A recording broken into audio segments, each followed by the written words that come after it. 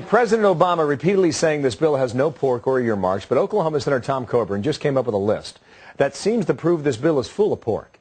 A few of the programs that he's pointing to include the following.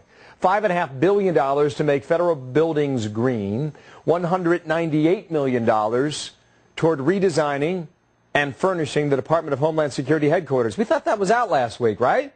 Yeah. How did I get back in there? Thought it was out. And $1.2 billion for summer jobs for youth. Well, Senator John Tester is a Democrat from Montana, a member of the Senate Banking Committee, and he is my guest now from Capitol Hill. And Senator, we certainly appreciate your time. We had Mike Pence, the Republican, on last hour, the congressman out of Indiana, so you're up this hour. How are you, and good morning to you. I'm doing great. Thank you very much. All right, now shake the truth out of this whole health care tree. How did it get there? Who put it in there? Why is it in this bill, Senator?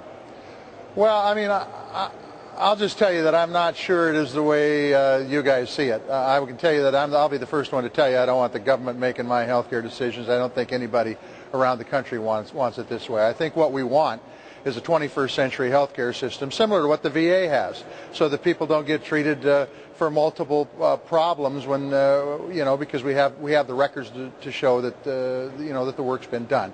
But truthfully, what this bill is about jobs. It's about putting people to work. It's about turning the economy around and getting people to work again.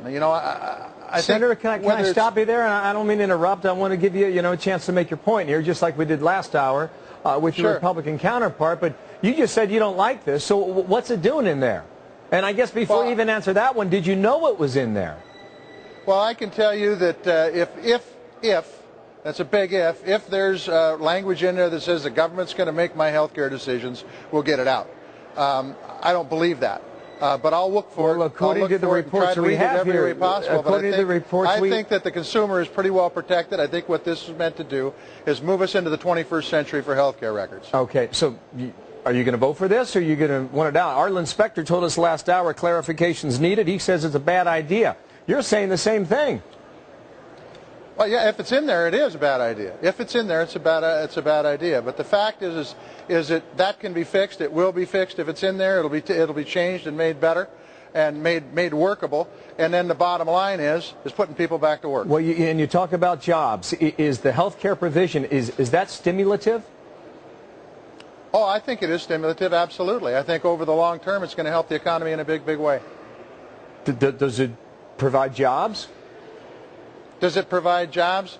What it does is it provides people to be able to go to work without having multiple ailments treated in a variety of different ways. It helps people when they go to the doctor, save them money so they can reinvest it in other ways in the economy, and keeps them in the job force. So yeah, absolutely, it creates jobs, just like the rest of this bill does. If the government's telling the doctors what they can and can't treat and on whom they can and cannot treat, how does that create a job? I'm just a bit confused and trying to understand. Let me put it to you this way.